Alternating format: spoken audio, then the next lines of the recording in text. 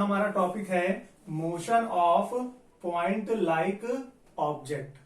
ठीक है, तो there are 3 types of motion of point like object. Point like object की 3 मोशन होती हैं। फर्स्ट होती है 1 डायमेंशनल मोशन,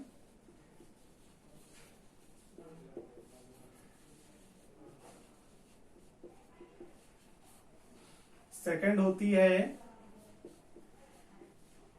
2 डायमेंशनल मोशन,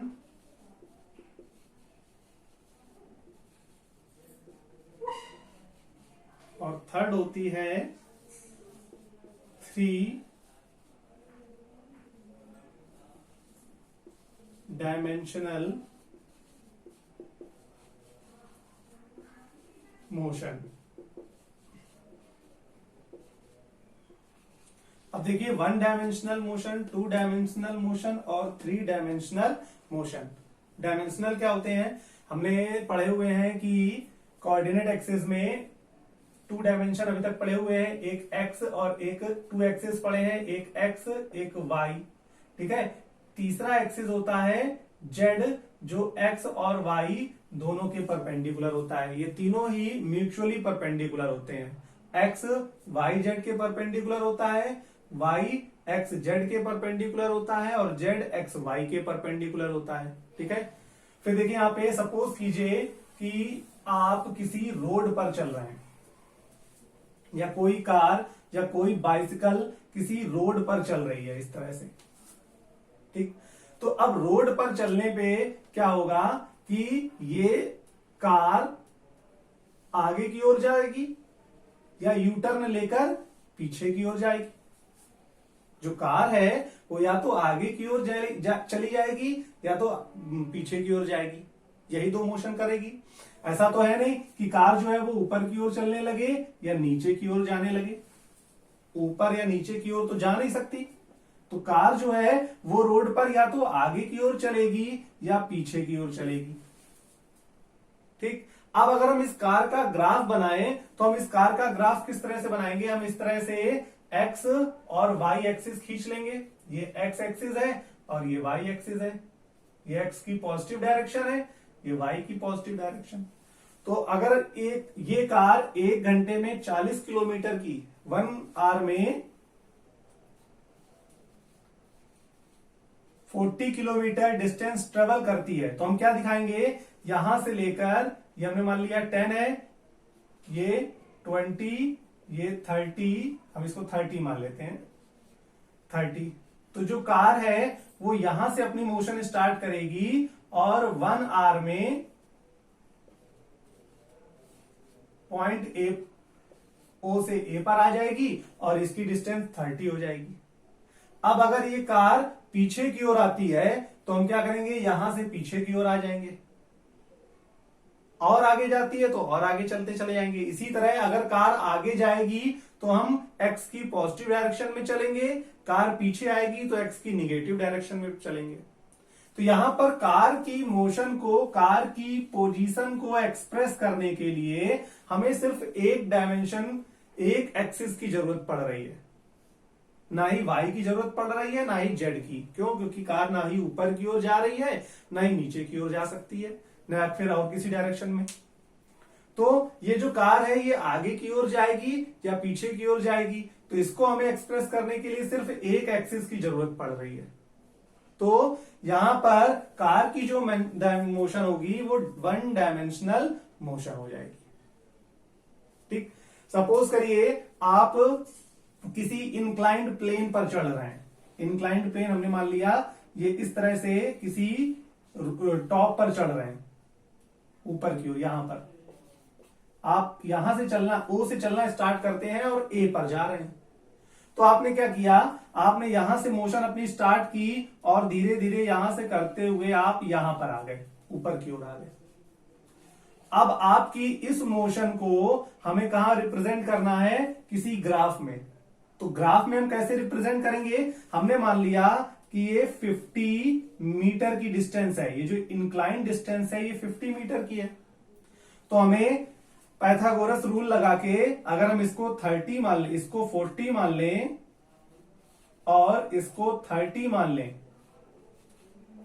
तो इन दोनों का पाइथागोरस से हाइपोटेनस निकालेंगे तो हाइपोटेनस कितना आएगा, 50 मीटर आएगा। तो यहां पर इस इंक्लाइंड प्लेन पर मोशन को रिप्रेजेंट करने के लिए हम क्या करेंगे, हमने क्या किया, हमने ये मान लिया कि ये कोई कोऑर्डिनेट एक्सेस है जिसमें ये x है और ये y है, ये प्लस है और ये माइनस, सॉरी ये प्लस है, ये भी x की पॉजिटिव डायरेक्शन है, ये दोनों माइनस है। तो अब हमने मान लिया ये ओरिजिन O पर हम हैं, यहां से हम 40 मीटर की डिस्टेंस कवर कर रहे हैं। 40 मीटर की डिस्टेंस कवर करने पर हम B पर आ गए और यहां से फिर ऊपर 30 की ओर चले, 30 मीटर, और फिर O को इस पॉइंट A से मिला दे, तो यही हमारी पोजीशन हो गई। इसको चाहे तो हम ना ड्रॉ करें या डॉटेड रख दें, डॉट या ड्रॉ करने के बाद ये पॉइंट मिलने के बाद इसको अगर हम हटा दें तो इस मोशन को हम इस तरह से ग्राफ में रिप्रेजेंट करेंगे। अगर ये 30 है तो यहां पर ये भी 30 होगा,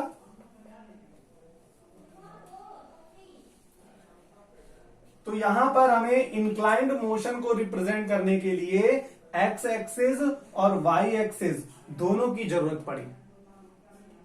यहां पर हमें इस इंक्लाइंड प्लेन पर मोशन को डिस्क्राइब करने के लिए हम एक्स एक्सिस पर भी चल रहे हैं और वाई एक्सिस पर भी चल रहे हैं। इन दोनों की हेल्प से हम इस मोशन को डिफाइन कर पा रहे हैं, एक्सप्रेस कर पा रहे हैं। अगर हमारे पास वाई एक्सिस ना हो तो हम यहां पर ऊपर की ओर नहीं चल पाएंगे और ना ही इस ऑब्जेक्ट की मोशन को डिस्क्राइब कर पाएंगे। तो यहां पर इस ऑब्जेक्ट की मोशन को डिस्क्राइब करने के लिए हमें एक्स और वाई दोनों एक्सिस की जरूरत पड़ी, यानी 2 डायमेंशन की जरूरत पड़ी। इसलिए इस ऑब्जेक्ट की मोशन क्या होगी, 2 डायमेंशनल मोशन हो जाएगी। जबकि यहां पर क्या था, यहां पर हम सिर्फ एक्स पर चल रहे थे, वाई पर बिल्कुल नहीं जा रहे थे। सिर्फ एक्स पर आगे जा रहे थे या एक्स पर पीछे जा रहे थे, लेकिन जहां भी जा रहे थे वो एक्स पर जा रहे थे। लेकिन यहां पर हमें एक्स पर जाने के साथ साथ देखिए वाई पर 30 भी जाना पड़ा। अगर हम ये 30 ना लेते तो ये इंक्लाइन पोजीशन को ना रिप्रेजेंट कर पाते। तो यहां पर हमें एक्स और वाई दोनों एक्सिस लेने पड़े, इसलिए यहां पर मोशन कैसी हो जाएगी, 2 डायमेंशनल मोशन हो जाएगी। बट अगर हम 3 डायमेंशनल मोशन की बात करें तो 3 डायमेंशनल मोशन क्या होती है, हमने मान लिया ये कोई टेबल है, तो टेबल की ये लेंथ है, या ये टेबल की लेंथ है और ये टेबल की ब्रेथ है, और ये टेबल के लेग है।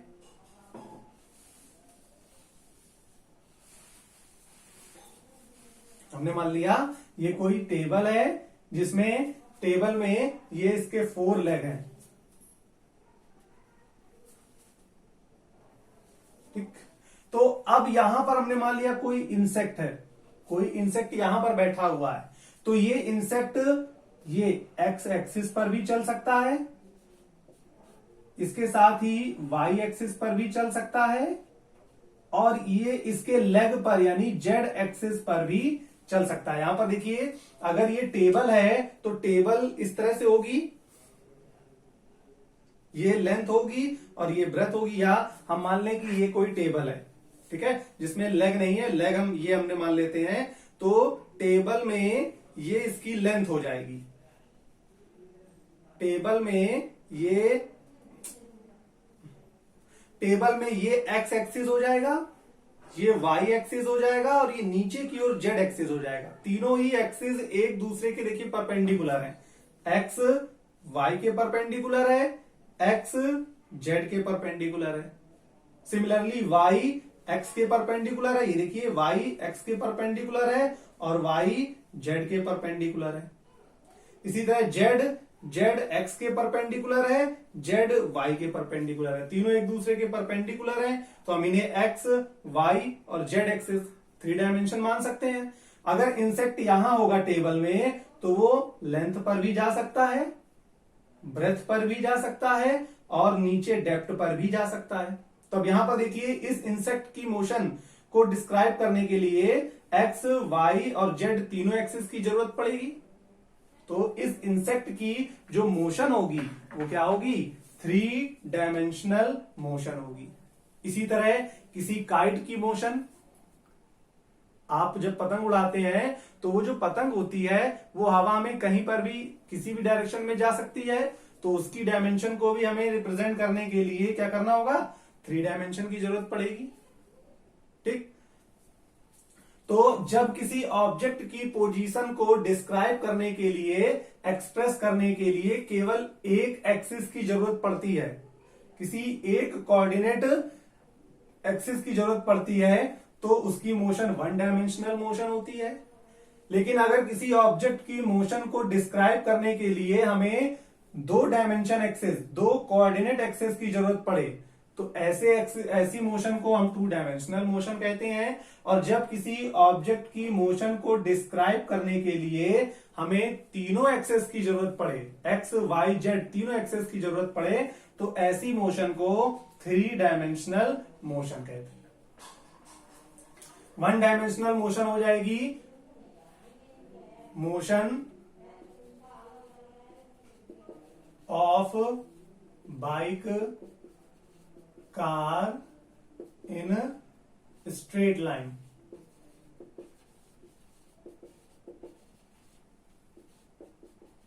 To dimensional motion, motion at inclined plane या सर्कुलर मोशन। सर्कुलर मोशन भी 2 डायमेंशनल में आती है, ETC। और 3 डायमेंशन में क्या होगा, sorry, motion of kite, birds in air, ETC। या फिर motion of gas particle in a container, किसी कंटेनर में गैस के पार्टिकल फ्रीली कहीं पर भी मूव कर सकते हैं। तो आपका ये टॉपिक अच्छे से क्लियर हो गया। Motion of point like object